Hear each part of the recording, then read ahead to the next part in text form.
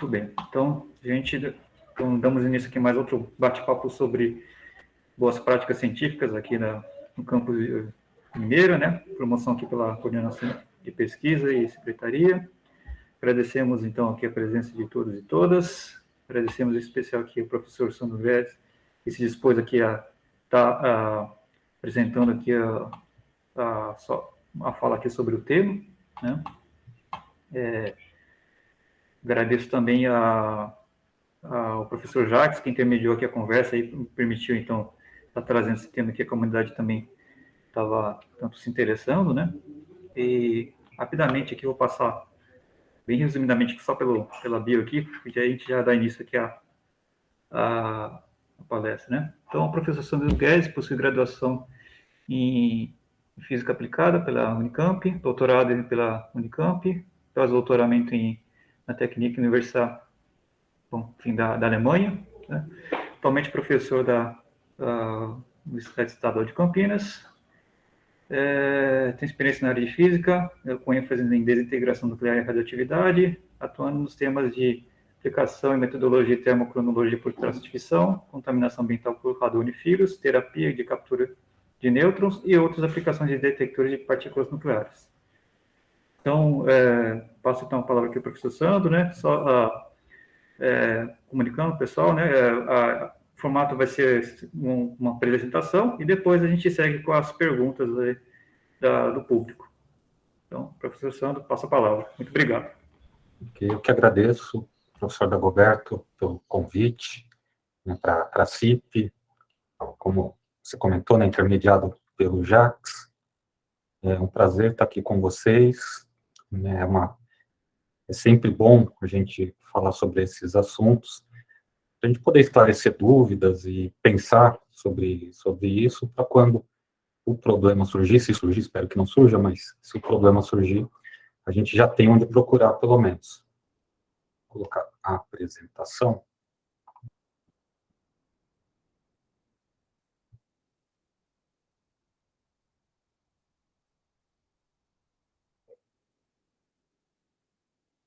Ok, então a gente vai falar sobre autoria de trabalhos científicos. Então, como o professor Dagoberto já apresentou, né, eu sou professor do Instituto de Física, também sou membro dessa comissão de integridade em pesquisa na Unicamp. Eu estou aqui em nome da comissão para a gente fazer essa conversa.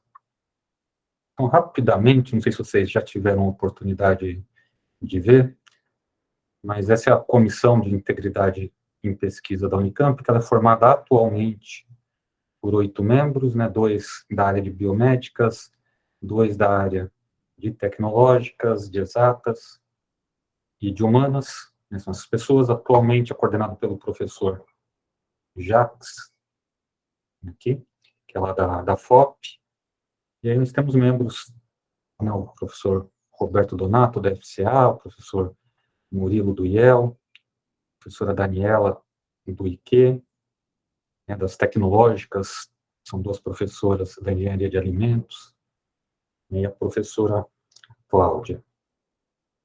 Então, o trabalho da CIP, ele tem algumas vertentes, né, a principal é de educação, né, tem a vertente que é mais chata, na verdade, que é de apurar denúncias de más práticas. Então, a CIP, ela não pune ninguém, né, mas ela ela analisa o caso e prepara relatórios que são encaminhados geralmente para a reitoria de pesquisa, que encaminha para a unidade responsável. Okay? Mas o papel principal da CIP é o de educação, de conscientização, que é o objetivo dessa conversa. Então, vamos lá. Quando a gente vai falar de autoria, a gente tem que ver que é um assunto, lembrar que é um assunto muito importante, porque ela diz respeito à nossa principal moeda, né, diz respeito à produção. Então, as métricas de produção, normalmente, que são avaliadas por um pesquisador, alguém que está na área acadêmica, isso aqui, os números de artigos, fator de impacto das revistas, citação dos artigos, fator H. tudo está relacionado com autoria. E a partir daí,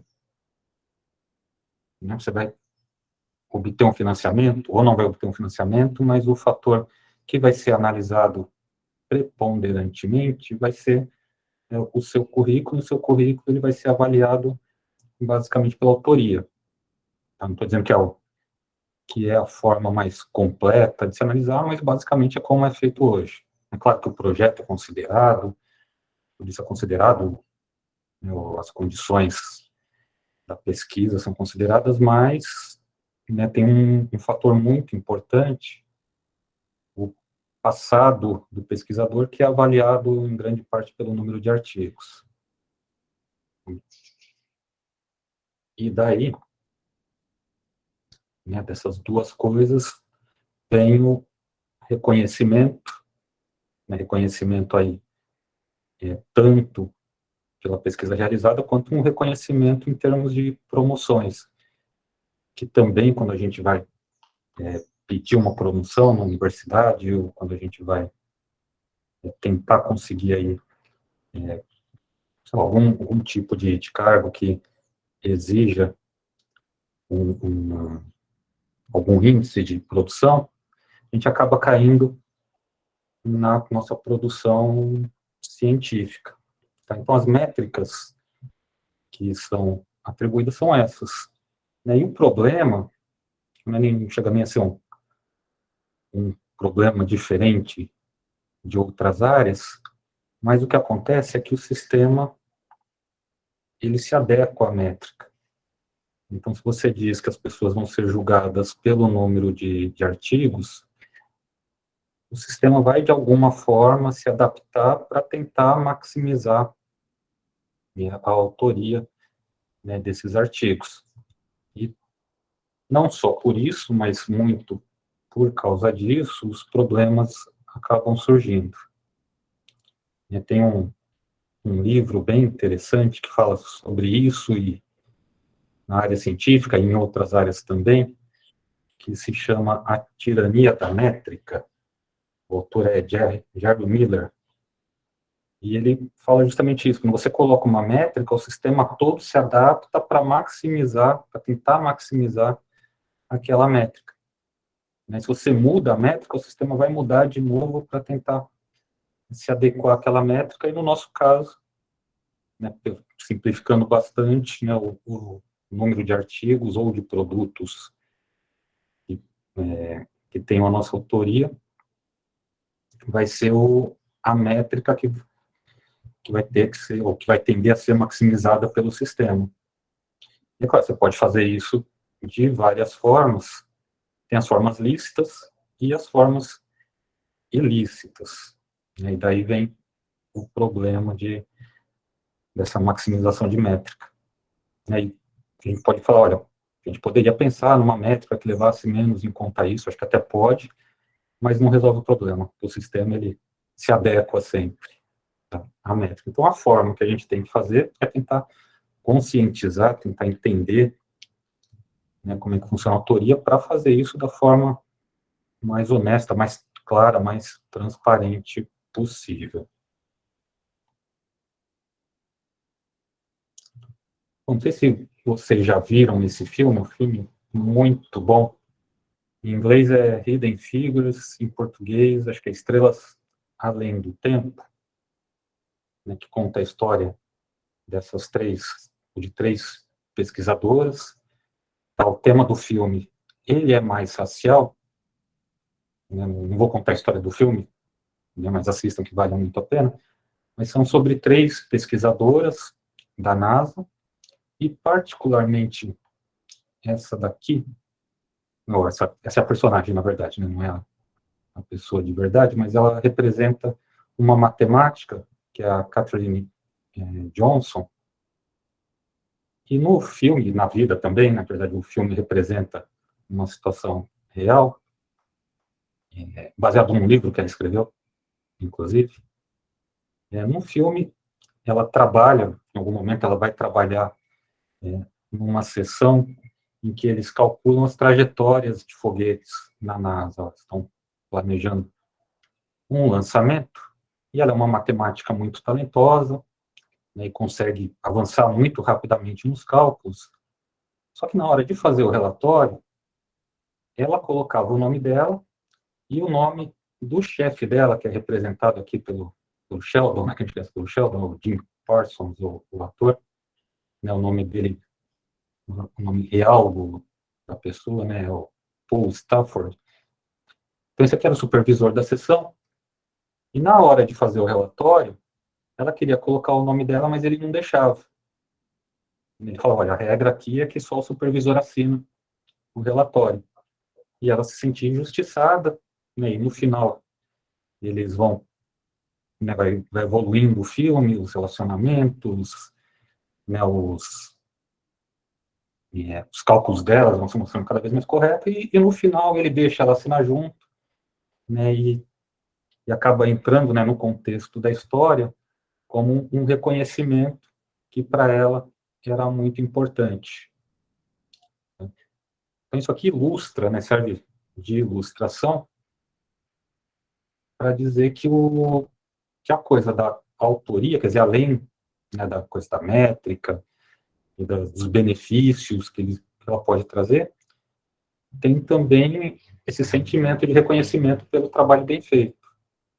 Então, a autoria é uma coisa que tem que ser levada a sério, né, em todos os âmbitos. Agora, como é que a gente define um autor? Bem vagamente, a gente pode definir aqui que o autor ou autora é quem contribui de forma significativa para que o artigo ou qualquer outra produção sejam produzidos, né? Então, é bem vago, e aí a questão que vai aparecer é o que é contribuir de forma significativa. Isso vai ser uma coisa que em cada área, em cada trabalho, vai ter uma interpretação diferente, dependendo do grupo de pessoas que está lidando com isso, vai ter uma interpretação diferente. Não é uma coisa tão fácil de se definir.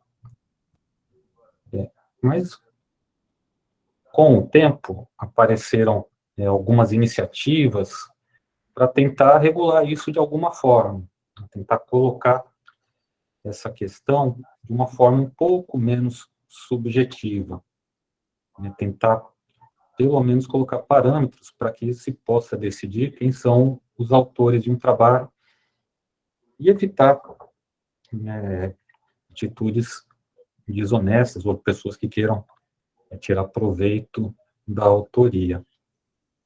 Um primeiro exemplo aqui que eu vou mostrar é desse ICMJ, International Committee of Medical Journal Editors, e eles recomendam para a autoria do artigo,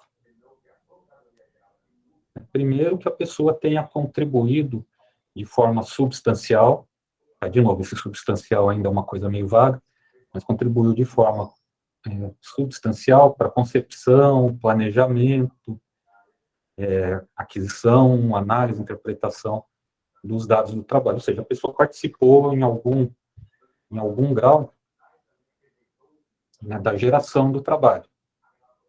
Ou planejou, ou fez experimentos, ou fez alguma coisa que contribuiu para o produto ser gerado. E só que não é só isso, aí tem mais coisas. Participou da escrita ou da revisão do trabalho, e tem mais coisas ainda. Aprovou a versão final do trabalho que vai ser publicado, e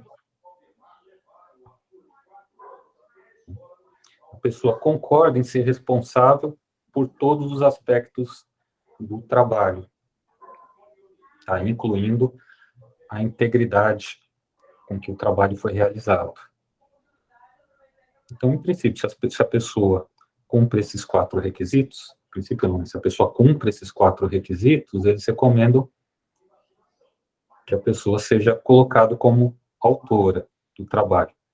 Agora, se ela tem 3 desses requisitos ou menos, aí ela entraria nos agradecimentos, quer dizer, o reconhecimento dela seria nos agradecimentos.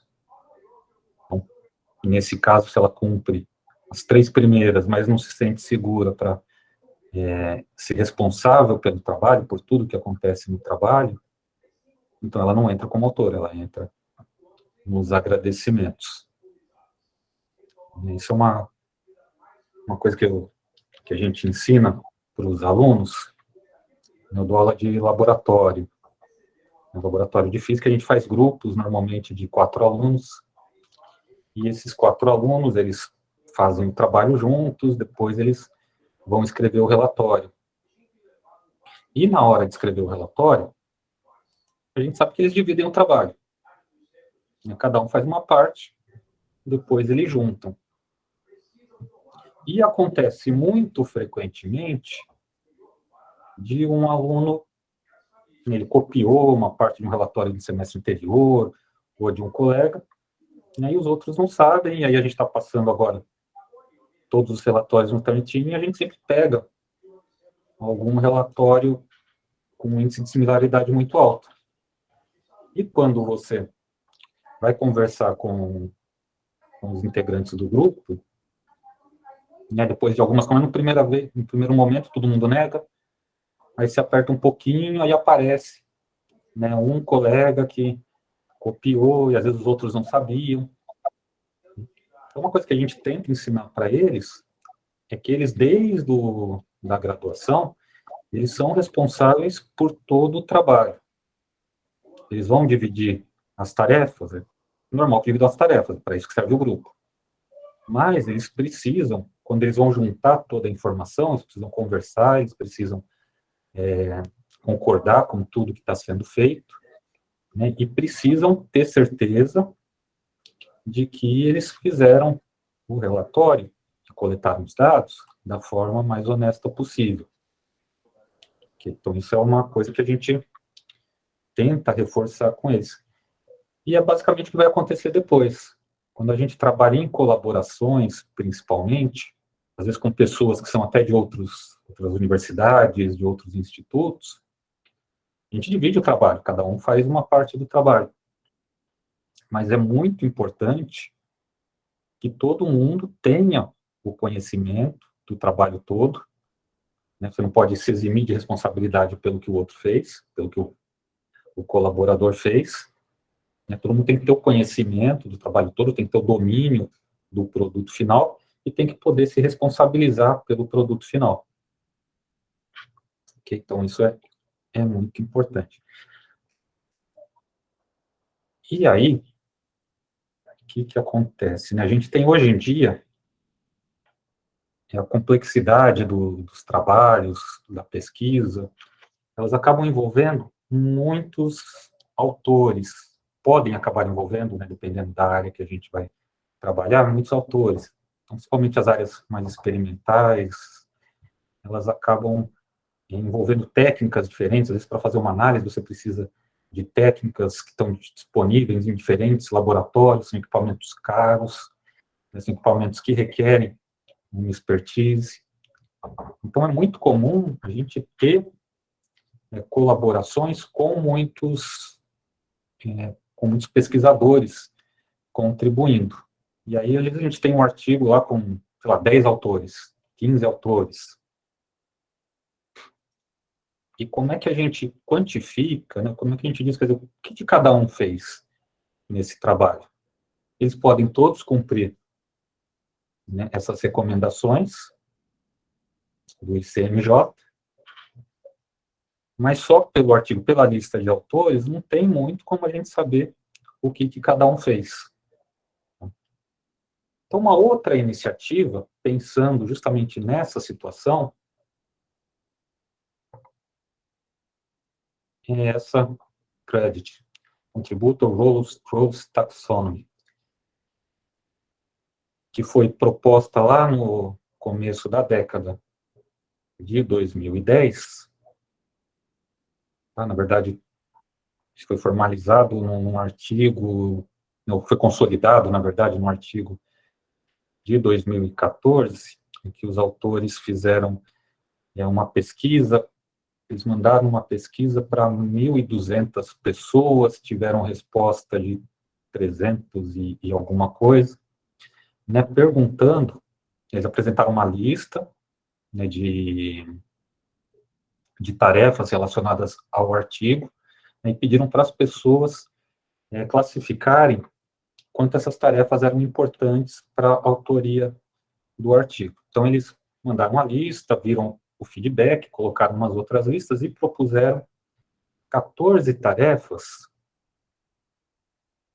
14 tipos de contribuições que cada autor ou cada autora poderia ter participado para o artigo. Então, eles propuseram esse sistema, tá, que é o crédito. Então, tem 14 tipos de contribuição, e a ideia deles é que cada pessoa, né, lá no final do artigo, diga, né, ou, né, o autor correspondente vai ser o responsável lá por dizer o que cada um fez, quais foram as contribuições de cada uma das pessoas nesse artigo.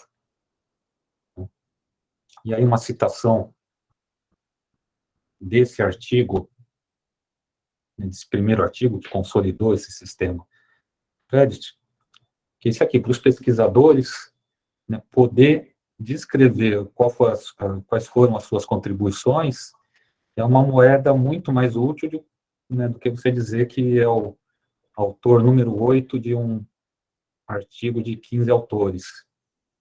Tá, esse artigo aqui que consolidou esse sistema. Tá? Então, a ideia aqui é um pouquinho diferente do ICMJ, não é bem dizer quem pode ser autor, né, isso espera-se que aquelas recomendações do ICMJ sirvam mais ou menos de parâmetro, mas dizer o que é a contribuição de cada autor. Né, como eu mencionei agora há pouco, se a gente tiver um trabalho que você usa diversas expertises, seja equipamentos diferentes, com conhecimentos muito específicos, fica muito claro o que cada um contribuiu, né, e fica menos importante do que, né, você ficar apontando a ordem do autor. De repente, o autor número 8 ele foi responsável por toda a parte de modelos, o autor número 7 foi responsável pelas análises com determinado equipamento. Então, você pararia de contar o número de autores e a posição do autor e vai conseguir entender o que ele fez. Tá? A ideia aqui é que alguns conhecimentos eles só vão ser adquiridos com um trabalho de equipe. Então, em algumas situações, em muitas situações, serão necessários muitos autores. Então, para essas situações, você ter um sistema como esse permite que cada um receba o crédito pelo que de fato fez no trabalho. Então, a lista, aqui só para a gente passar rapidamente por ela, né, quais são os tipos de contribuição possíveis.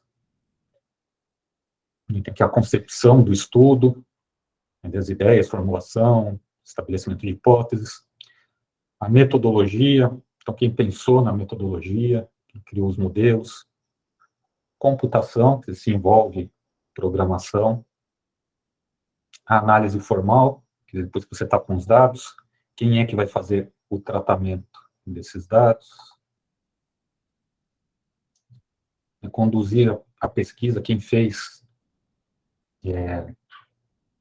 que tipo de experimento. Às vezes tem vários experimentos que são realizados e nem sempre é a mesma pessoa, né? Normalmente não é a mesma pessoa que faz esses vários experimentos, essas várias análises.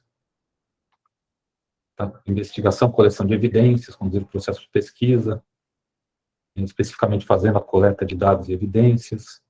Recursos, então aqui eles colocam, eles acrescentam como uma contribuição, quer dizer, quem consegue esses recursos, os recursos necessários para a pesquisa, curadoria dos dados, né, quem que administra isso, quem mantém esses dados da pesquisa, então eles colocam também como uma contribuição possível.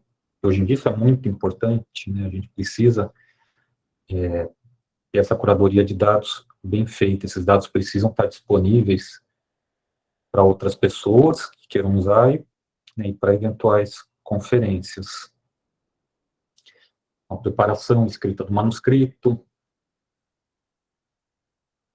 Está também aqui preparação, escrita do manuscrito, mas agora, de um ponto de vista de revisão. Tá, depois outro de preparação, visualização e apresentação de dados. A supervisão, quer dizer, quem gerenciou, de fato, a pesquisa.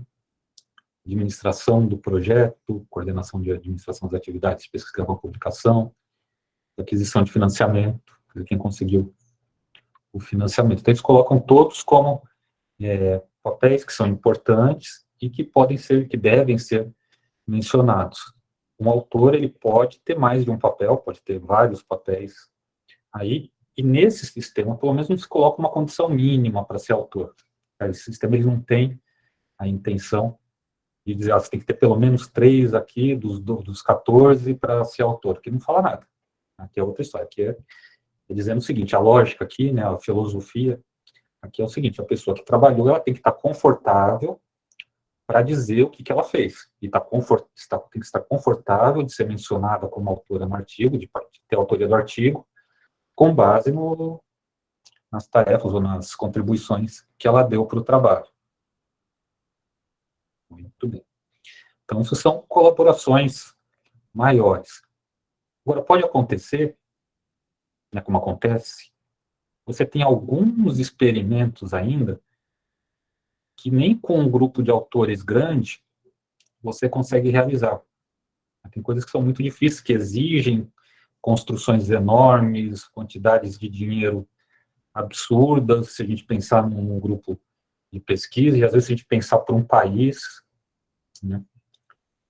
E um exemplo desses é o trabalho que o pessoal faz lá no CERN, tá? no LHC. Então, aquilo ali é um esforço de muitos países, centenas de pesquisadores, para conseguir, né, construir e operar um equipamento que, de outra forma, não estaria disponível. Então, esse é o ciência, né, se o pessoal que propôs esse sistema CREDIT, eles estão mirando no que eles chamam de Big Science. Se esse aqui é o Big Science, a ciência que o pessoal faz nos aceleradores, sei lá, a ciência enorme, né, o enormous science, uma coisa gigantesca, né, e que, nesse caso, é necessária a colaboração de muita gente. Não tem como você ter os resultados que eles têm com pouca gente. Esse aqui é um exemplo de uma colaboração lá no CERN, né, no LHC, que é esse Alicia Large Ion Collider Experiment. Esse aqui, olha, o experimento, ele é uma série de detetores, tá, que são arranjados para pegar algum tipo de, para detectar alguns tipos de reação específica. Né, no CERN, eles têm vários experimentos, tem 3 muito grandes, né, tem esse Alice, o CMS e o Atlas, e tem outros menores. Então, quando você gera, acelera as partículas em energias muito altas, toda vez que passa por um desses experimentos, eles tentam detectar algum fenômeno, algum efeito. Então, nesse caso aqui, essas colaborações, tem centenas de pessoas participando, e eles também têm as regras dele de autoria de trabalhos.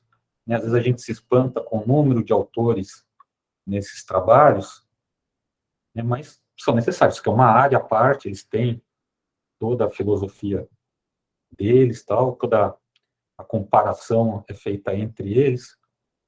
Só para ilustrar aqui, né, os critérios para participação num artigo, numa grande colaboração. Está nessa grande colaboração, e os critérios variam um pouco entre as colaborações. Mas nesse caso, olha, podem participar das publicações resultantes os físicos, pós-docs e engenheiros sêniores. Eles precisam estar no projeto há pelo menos 1 ano.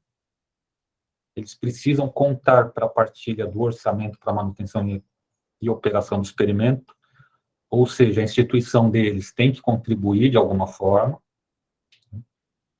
e, pela regra deles aqui, eles mantêm o direito à autoria até um ano depois que eles saem do experimento. Então, tudo que sair no primeiro ano deles, eles não entram. Eles estão lá trabalhando, está sendo resultado, eles não entram nos artigos. Eles ficam nos artigos depois de um ano, e depois que eles saem, eles têm direito a fazer parte dos artigos por um ano. Podem participar também os doutorandos.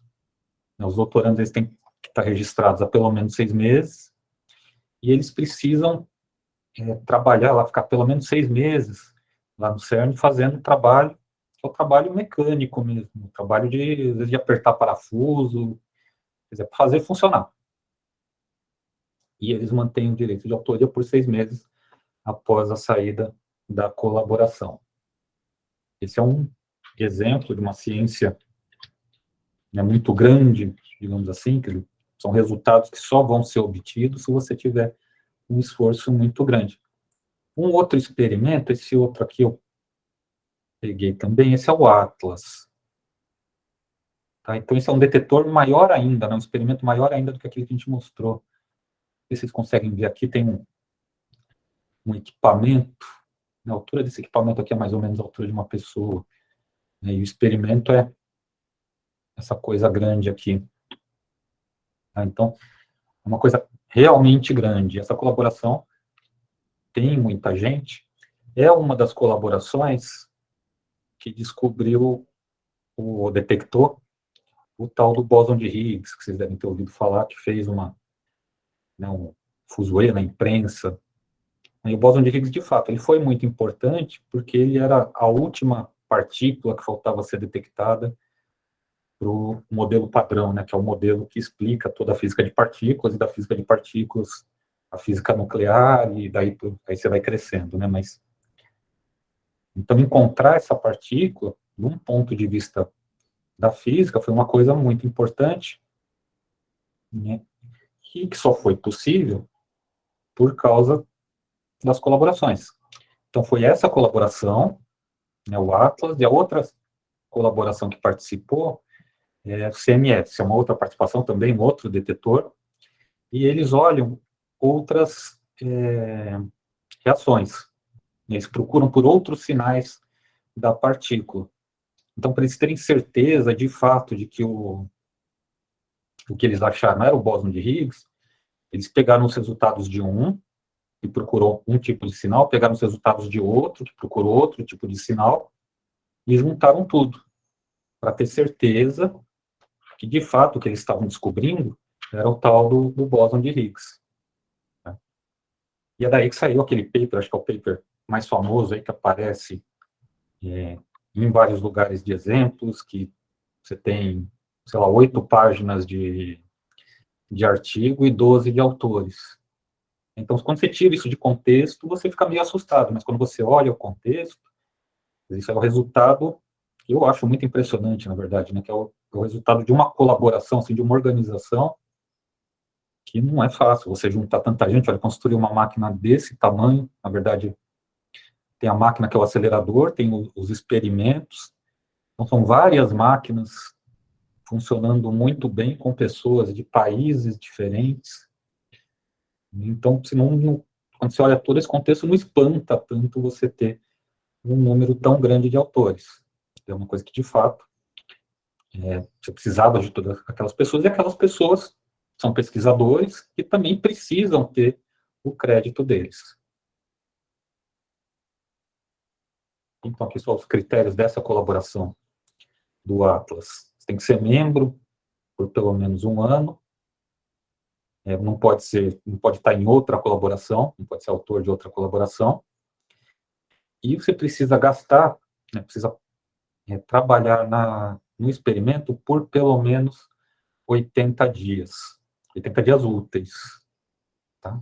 E aqui, muito importante, olha, eles frisam isso aqui, né, fazendo um trabalho técnico pré-acordado, ou seja, você não vai fazer o que você quer, você tem a sua tarefa específica, que é importante que você faça para o todo funcionar.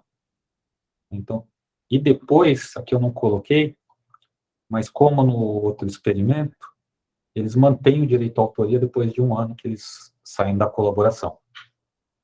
Esse aqui é um outro exemplo de colaboração. Muito bem, e aí uma questão, né, que sempre causa conflito, né, é a questão da ordem dos autores, que aí vai depender de cada comunidade. Se o pessoal usou o crédito para definir a atuação de cada autor, esse problema vai ser um problema menor, mas sempre vai existir. Então, tem várias formas de você fazer isso. Eu vou colocar aqui alguns exemplos, mas é uma coisa que vai depender mesmo de como se faz em cada área.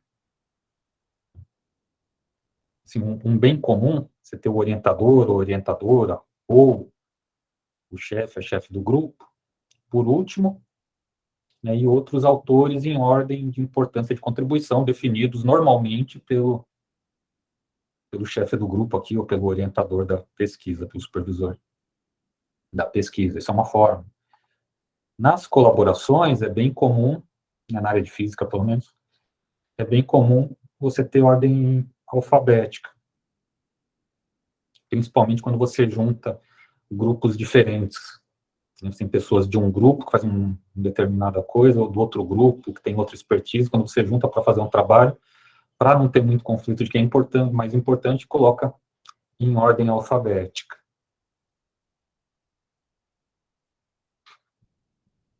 E aí uma coisa que chama, né, um pouco a atenção, que as pessoas querem ser o primeiro autor ou autor correspondente, é que normalmente as revistas identificam numa submissão quem é o primeiro autor, a primeira autora, e o autor ou autora correspondentes. Tá? Mas, de novo, isso aqui é para dizer só que você tem situações diferentes, mas cada comunidade vai precisar definir. O ideal é que você haja, né, que você use a ordem de acordo com o que a sua comunidade faz, para eles entenderem, né, o que é a autoria no seu trabalho. Esse aqui é um outro filme, que esse eu nunca assisti, não pretendo assistir, para falar a verdade, mas eu estou chamando a atenção dele aqui por causa do autor. O autor é esse rapaz aqui, chamado Alan Smith. Tá? Vocês já ouviram essa história, mas é uma história muito engraçada, que o Alan Smith é provavelmente o pior diretor de Hollywood. Porque ele não existe, de fato, ele não é uma pessoa, mas ele é o nome, um pseudônimo, que os diretores adotam quando eles não ficam felizes com o resultado do filme. Então, eles não querem colocar o nome deles no crédito, os créditos que vão aparecer, e eles colocam esse Alan Smith.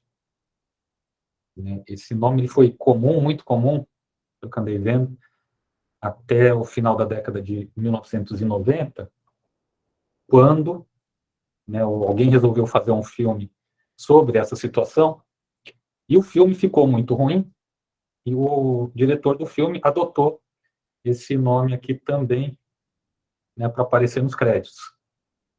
E aí o nome caiu um pouco mais em desuso, mas aí eles adotam outros nomes. Então tem vários nomes para eles colocarem quando eles não concordam ou não estão satisfeitos com o resultado, mas eles soltam assim mesmo.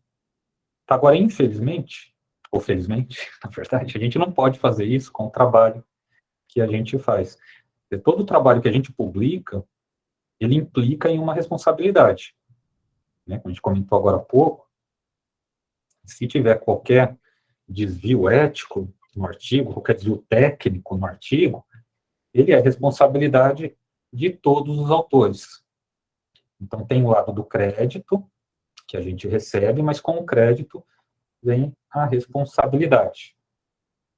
O autor, a autora, é responsável pelo conteúdo do artigo, completamente, e ele tem que concordar explicitamente com a indicação. Tá? Então, você não pode colocar o nome de ninguém num artigo se essa pessoa não concordou explicitamente com isso. E, por outro lado, você não deve colocar o seu nome num artigo se você não concorda totalmente com o conteúdo do artigo.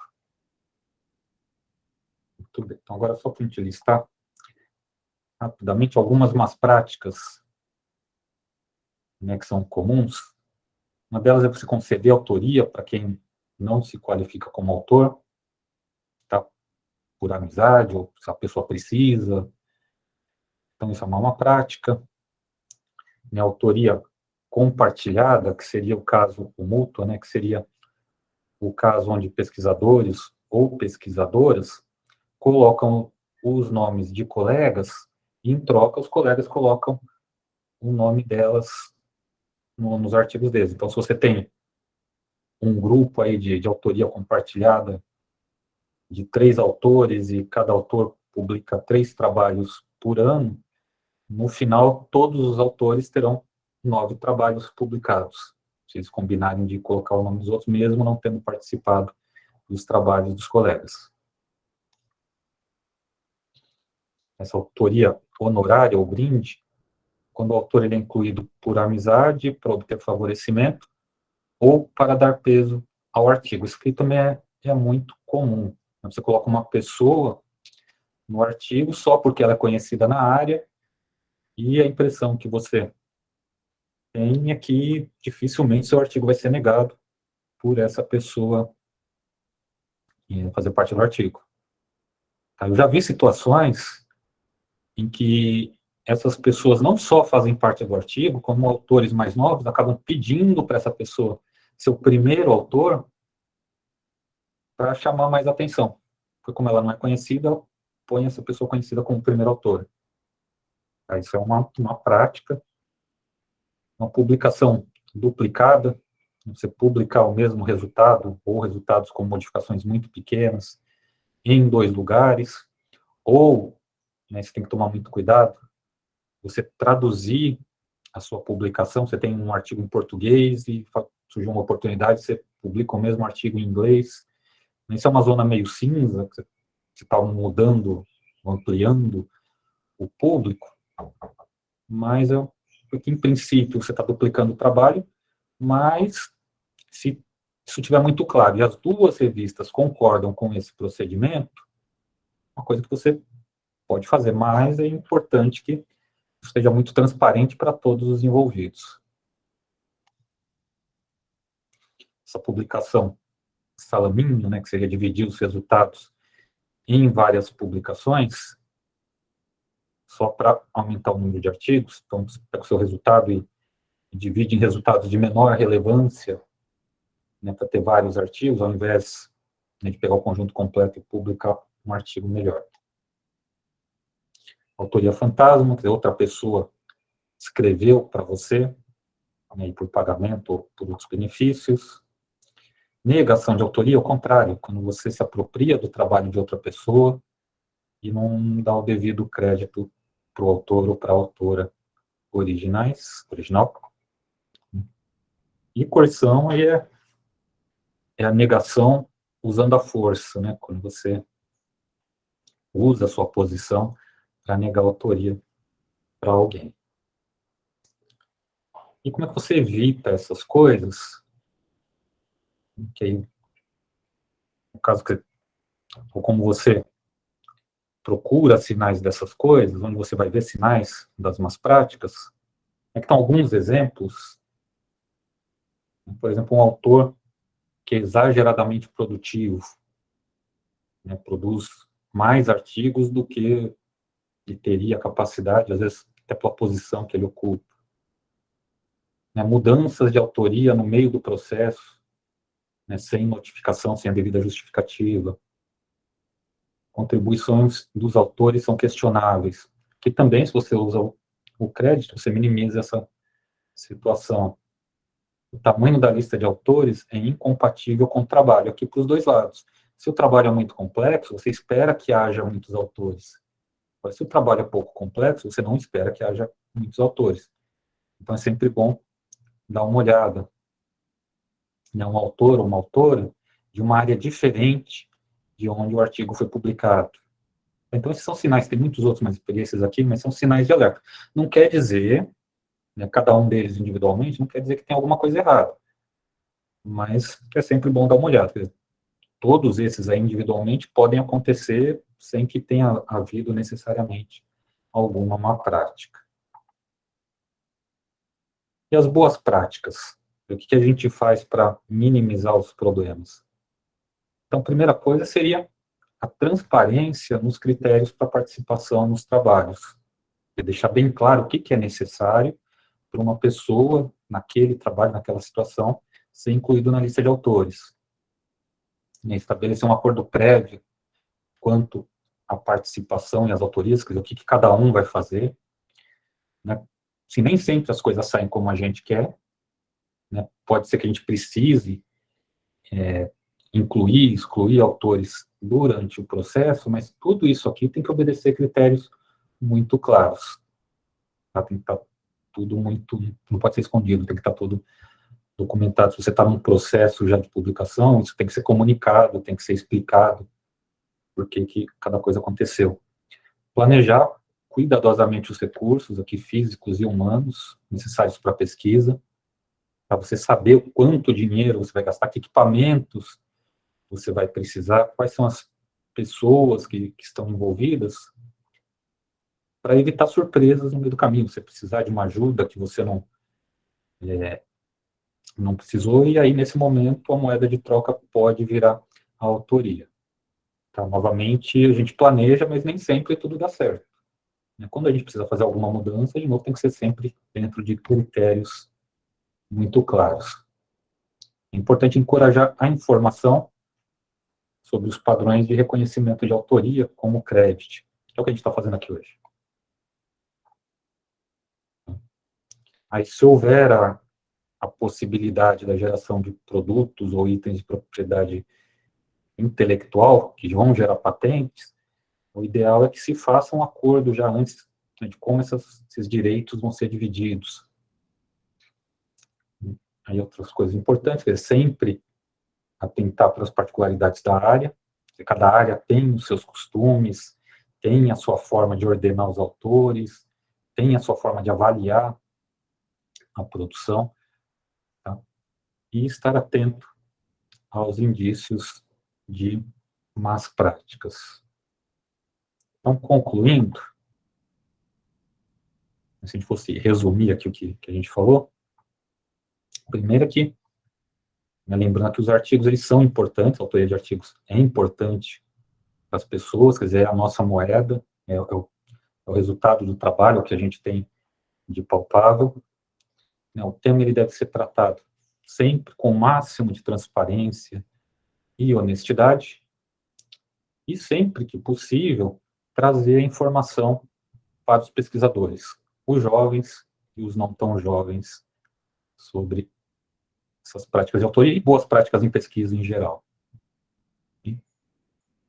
Bom, pessoal, era isso que eu tinha preparado para vocês. Acho que foi até um pouquinho a mais do que eu pretendia aí, mas tudo bem. E só para realmente encerrar, esses aqui são dois endereços onde vocês vão encontrar mais informações sobre a autoria.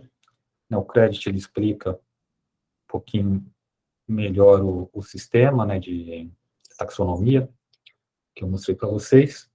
E nesse corpo tem muito material sobre autoria. Tá? Tem muita coisa que vale a pena dar uma olhada. Ok. Isso aí, pessoal. Obrigado. Bem, obrigado, professor Sandro. Já temos aqui perguntas aqui. Aproveitar rapidamente aqui e agradecer a presença do professor Jacques também. E, bom, já passo aqui para a pergunta aqui acho que é Renata, né? Pode fazer essa pergunta. Boa tarde. Boa tarde.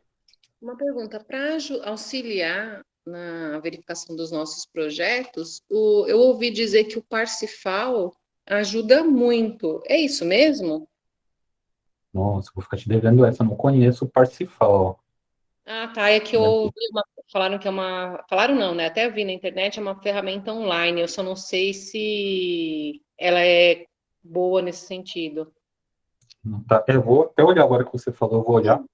Até aproveitar, o meu chefe está aqui. O chefe é o Jacques. Quem até comentou comigo foi o meu orientador, o André Ângeles, Tá, essa ferramenta é para quê? para fazer esse controle mesmo de texto, né? Se tem essa parte para nós mesmos filtrarmos como copy, fazer uma sistematicamente colocando os textos que a gente for fazendo no projeto para fazer essa verificação. Bacana, bacana, não conheço não. Online, ele falou que é muito bom. Aí eu ainda não conheço, aí eu fiquei curiosa. Bom, desculpa, não, mas não Tudo sei se... bem. Ó, o Jacques é meu chefe aí, não sei se ele conhece, ele não conhece também. Ah, isso, esse mesmo, ó, já que se colocou ali, parse pontual, esse mesmo. Ah, não, vamos dar uma olhada na próxima, não Eu sei se a só não gente já fala. estudei porque ele falou agora, foi essa semana ainda que ele falou, ainda não tive tempo hábil. Muito bom. Bom, Então tá bom. Obrigada e gostei muito da apresentação. obrigado. Obrigado, Renato. Mais alguém tem alguma pergunta aí? Tem aqui alguma também engatilhada aqui, mas com licença aqui para os outros. Então, bom, vou trazer aqui uma pergunta para dar uma provocada aqui, Sandro. Pela sua apresentação já dá para tirar aqui alguma coisa, mas acho que pela discussão aqui, acho que vale a pena ali, né? Ó, fazendo um paralelo ali, por exemplo, a grandes equipamentos, né? Que grandes equipamentos você tinha mostrado ali, né? Que, enfim, está claro ali que a complexidade de manter equipamento ali acaba entrando, né? Com todas aquelas regras pré-estabelecidas ali, a participação, né? Mas aí pegando assim, velho, a pergunta é bem provocativa mesmo. E aí, por exemplo, também acho que para esclarecimento de comunidade mesmo. Vamos pegar uma coisa assim, que é um pouco complexo, mas não é que nem não nesse nível de complexidade do que você tinha apresentado aí. Por exemplo, um cromatógrafo de alta eficiência aí, ou, assim, exige uma certa complexidade, mas não é tanto ali, né? Qual que como é que seria a abordagem ali, enfim, em relação às pessoas que mantêm, questão de autoria, né? Tá. Isso é uma coisa muito, muito de comunidade, né? Então, você tem que sempre pesar duas coisas, né? Uma é a contribuição, de fato, né? Que a pessoa ali deu para o projeto, qual é a função da pessoa ali no laboratório, né? Quanto que aquilo conta para ela, né? Você tem que pesar e como que a comunidade enxerga isso.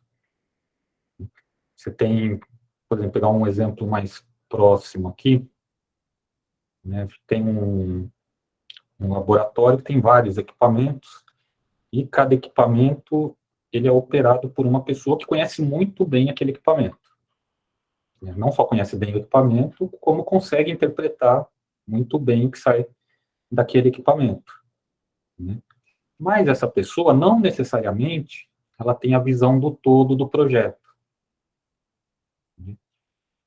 Então, como é que a gente faz, né, nesse momento? Você tem aquela pessoa que está ali, né, sem a contribuição dela, o trabalho não teria saído. Ela é um pesquisador, às vezes é um pós-doc, é um docente, ele precisa desse crédito também, né? E ele contribuiu de fato, mesmo que ele não tenha a visão do todo da pesquisa. Então, nesse caso, por exemplo, me parece muito justo, claro, obedecendo todos os outros critérios, mesmo ele não sendo especialista, depois ele tem que ler o artigo todo, se responsabilizar pelo artigo, me parece muito justo que ele faça parte do artigo, né? Você tem, por exemplo, se a gente pegar o CNPEM. O CNPEM, ele é um laboratório nacional, e nos laboratórios deles, nas linhas de luz, você tem pessoas contratadas, então ela é contratada para fazer a máquina funcionar e para auxiliar os usuários externos. Então, aquela pessoa, ela não necessariamente precisa fazer parte do artigo depois. Então, normalmente o que acontece nesses laboratórios é que eles têm algumas horas da semana para fazer a pesquisa dela mesma e outras horas para ajudar a comunidade externa. Então, essa pessoa ela não vai entrar nos trabalhos de pessoas que vêm de fora, a não ser que seja uma colaboração e eles acordem, mas, em princípio, ela não entraria. Porque ela tem a própria pesquisa dela ali e ela vai ser cobrada também pelo número de horas que ela auxiliou os usuários externos, pelo número de projetos que ela auxiliou. Então, em cada equipamento, cada situação, você tem que pesar isso. Se a pessoa ela é contratada para operar o equipamento, ela não vai dar uma outra expertise, que ela não vai ser cobrada por isso depois também, né? Talvez não seja o caso de colocar como autor, você coloca no agradecimento. Agora, se é uma pessoa que vai dar uma contribuição, vai ajudar a interpretar os resultados que saem daquele equipamento, né? Sem os quais, né? Sem qual interpretação, sem os quais resultados o artigo não seria possível, essa pessoa deveria ser autora. Tá, essa pessoa ela tem que saber que ela vai ter que olhar o artigo, vai ter que se responsabilizar por tudo, com todas as outras condições. Mas ela deveria ter a possibilidade, pelo menos, de participar do artigo.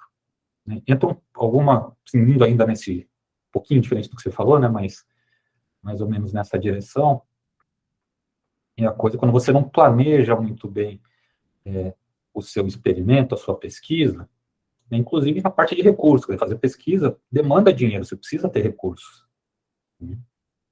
E você meio que começa a trocar favores. Né, deixa eu fazer análise no seu equipamento que eu coloco você no meu artigo. Né, que é uma coisa que já está fora dos padrões éticos. Você só usar um equipamento, a pessoa só deixou você usar o equipamento, você cai numa zona meio cinzenta que a pessoa pode falar para você, não, eu que estou mantendo esse equipamento aqui, eu que consegui dinheiro para o projeto, eu não estou te cobrando nada. Então, entra numa zona meio cinzenta. Né, que você não é muito cinzenta, mas, assim, não deveria acontecer. Se você tivesse tido um planejamento, que os projetos, você pedir dinheiro para a FAPESP, você pode incluir análises. Então, você faz o pagamento por uma análise que depois você vai interpretar.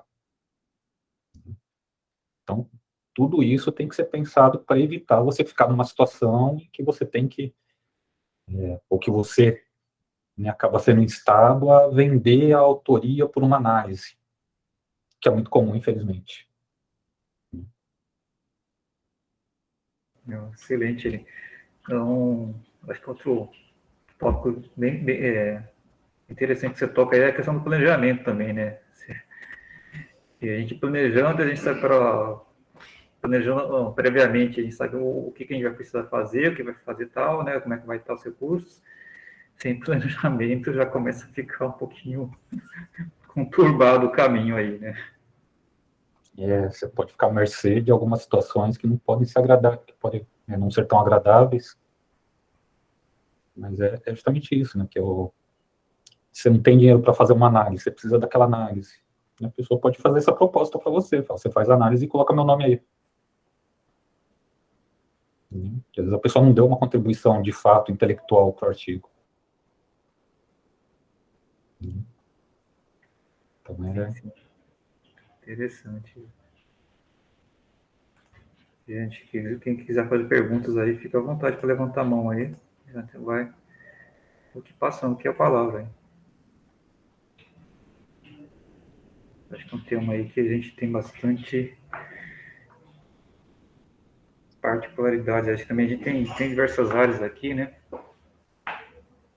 E assim, não é, principalmente acho que da minha área não, mas eu já escutei uma vez no laboratório também, uma coisa assim, não sei se você já escutou também, o pessoal fala, já chegaram a falar que algumas áreas o pessoal dá uma importância extra ao autor correspondente.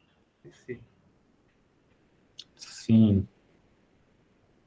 Já fica, quando você olha o documento de submissão, né, na maioria dos casos, ele vai identificar o primeiro autor e o autor correspondente.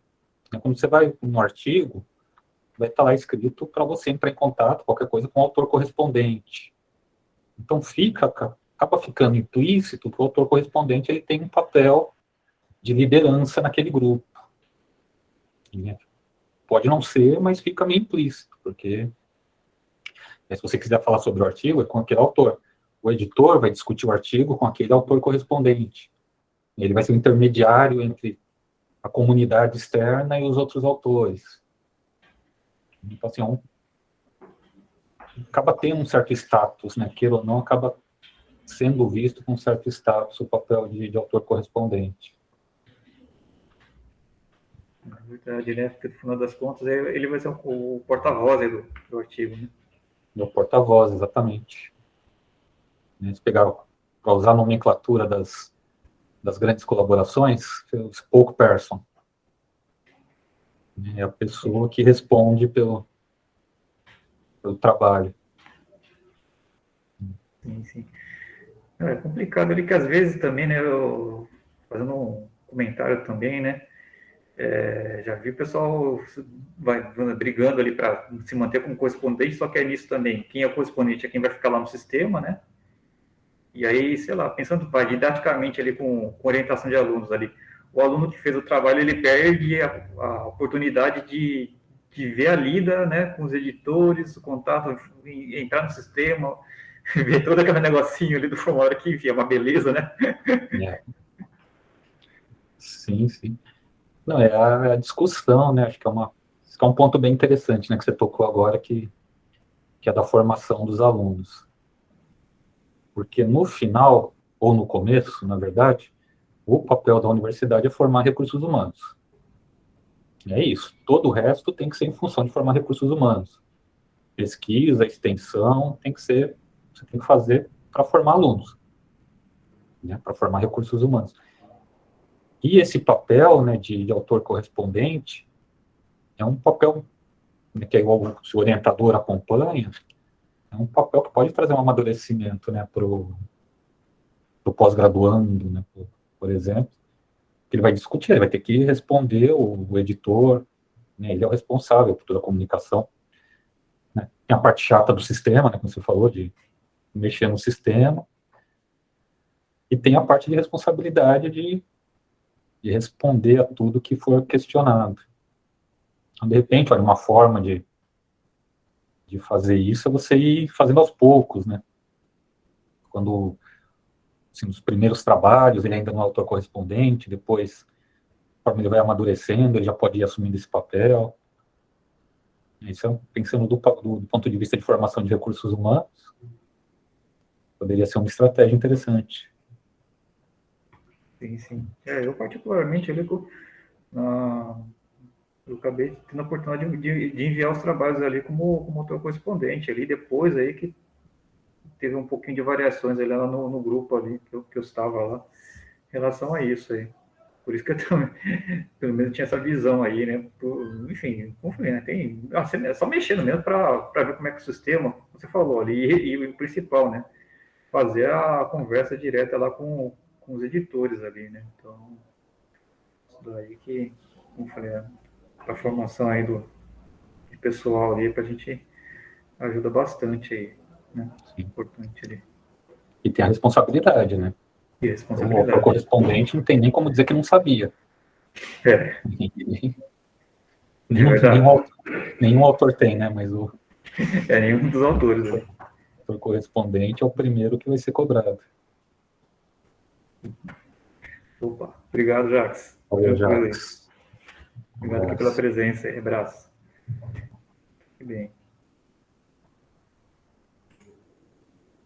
Gente, mais aí alguma pergunta, algum comentário que vocês queiram aproveitar, algum caos que vocês queiram comentar também, gente, que sem identificação, claro, né, para preservar os nomes, preservar as pessoas aí. Acho que também é válido aproveitar a oportunidade para a gente, enfim, amadurecer mesmo essa temática aí que sempre causa polêmica aí, né?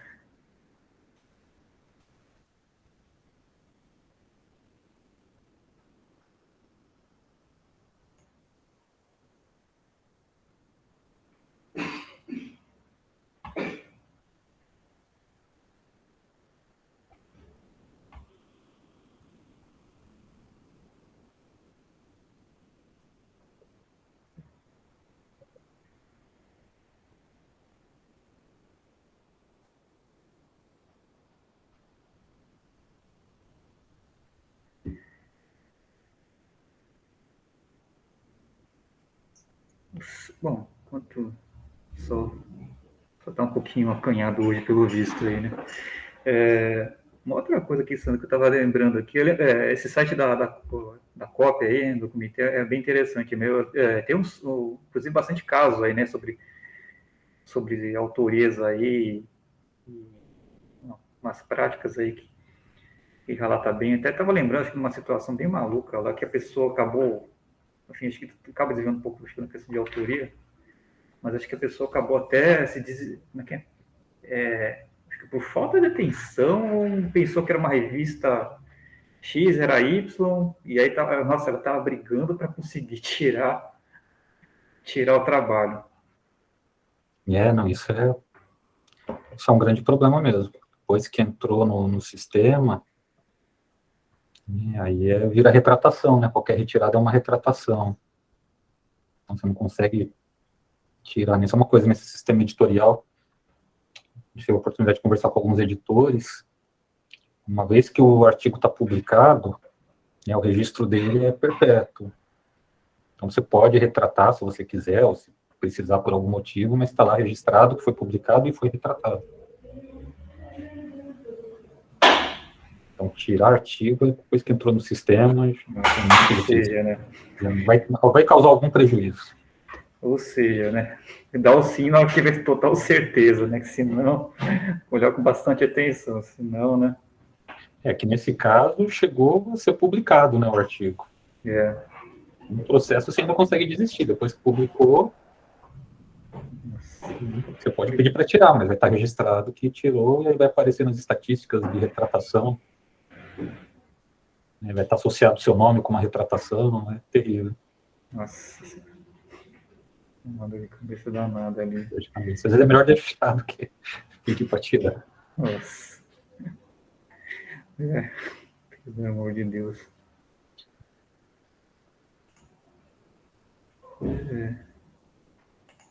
Bom, gente, mais ninguém então?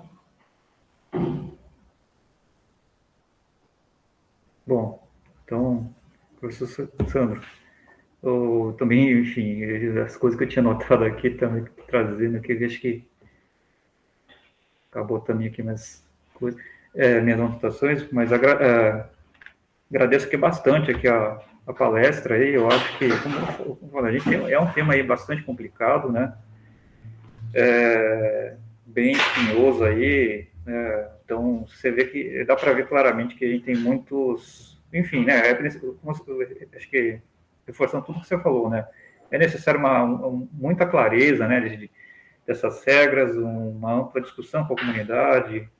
Então a gente trazer essas palestras aqui é importante para a gente estar, enfim, parando um pouco para refletir e pensar mesmo como melhorar, né, as nossas práticas científicas e fugir aí das coisas que, né, ferem a ética científica. Então, agradeço muito pela sua palestra, que foi muito rica aí, muitas informações aí interessantes aí para a gente aí.